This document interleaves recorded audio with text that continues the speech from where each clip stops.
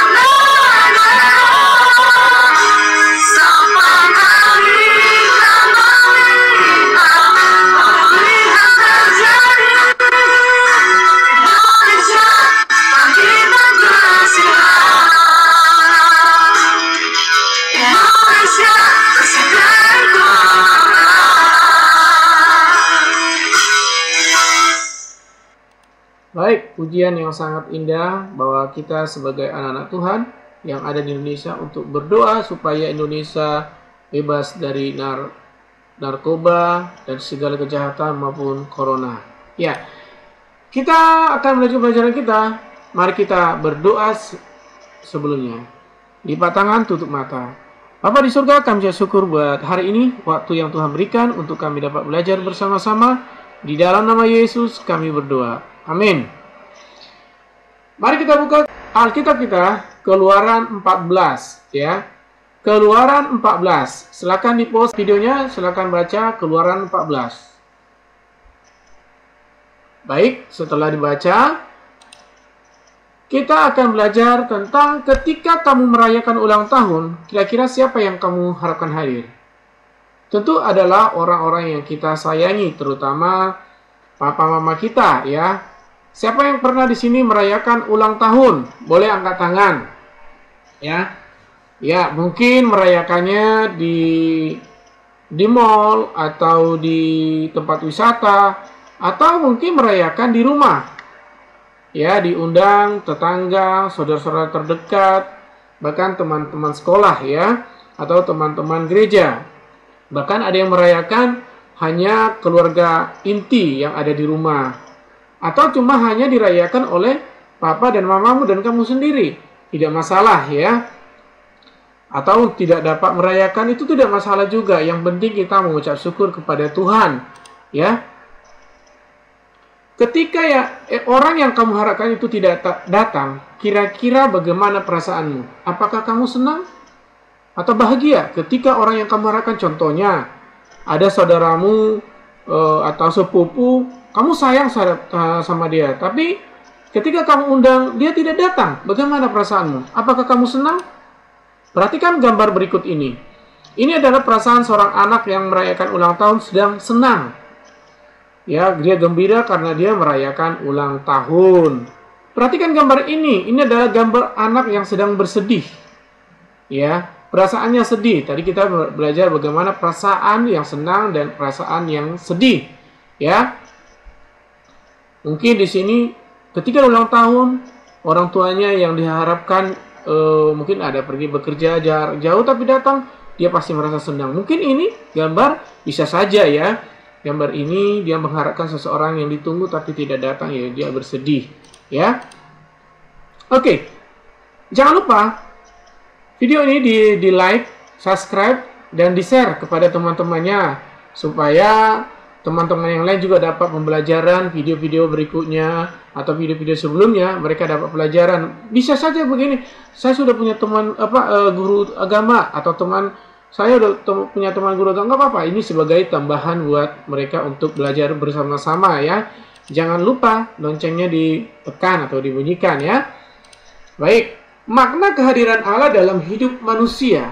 Apa sih maknanya Allah itu hadir dalam hidup kita? Sebagai bukti bahwa Tuhan mengasihi manusia. Allah hadir dalam hidup kita sebagai bukti bahwa Tuhan itu mengasihi manusia sebagai ciptaannya. Ya, kehadiran Allah membawa sukacita bagi manusia. Jadi ketika Allah hadir, sukacita, damai sejahtera itu datang. Ketika kita merayakan sesuatu, ketika damai sejahtera tidak ada atau itu kita buat gelisah, itu bukan dari Tuhan. Tetapi ketika Allah hadir di dalam suatu acara kita, damai sejahtera, sukacita pasti ada di sana. Karena apa? Tuhan membawa sukacita, ya, membawa damai bagi sesama manusia, ya. Kita sebagai ciptaan Tuhan, Allah hadir dalam hidup kita, pasti kita membawa damai, ya. Kemanapun kita pergi pasti membawa damai. Gak ada namanya anak Tuhan di mana dia berada di situ membawa suasana tidak damai, pasti membawa damai. Maunya kita kan sebagai anak Tuhan pasti akan Tuhan mengajarkan kita untuk menjadi berkat dimanapun kita berada. Itulah tanda kehadiran Allah dalam hidup kita. Nah, kehadiran Allah dalam hidup kita untuk mengajarkan kita untuk bersyukur. Ayo bersama-sama katakan bersyukur. Selalu bersyukur atas apa yang Tuhan beri. Jangan mengeluh apa yang ada kita alami saat ini. Contohnya saat-saat ini kan masa-masa corona. Jangan kita berkata, Tuhan di mana? Kok Tuhan nggak ini menolong kita? Kita harus tetap bersyukur. Hingga saat ini kita masih bisa bernapas dan menghirup udara dengan bebas. Ya, kita masih bisa menikmati matahari. Kita masih bisa menikmati di malam hari. Kita harus selalu bersyukur. Ya. Kehadiran Allah dalam hidup manusia sangatlah dibutuhkan ya. Sangat kita butuhkan. Tanpa Tuhan kita tidak bisa apa-apa. Tanpa Tuhan kita nggak bisa untuk hidup barang satu detik pun nggak akan bisa. Itu makanya kita butuh Tuhan. Nah, kehadiran Allah tidak dapat dilihat dengan mata kita sendiri. Ya, dengan mata kita ini kita tidak bisa melihat Tuhan. Tapi dengan roh kita, dengan hati kita, kita bisa merasakan kehadiran Tuhan. Itu dengan apa? Damai sejahtera tadi, ya.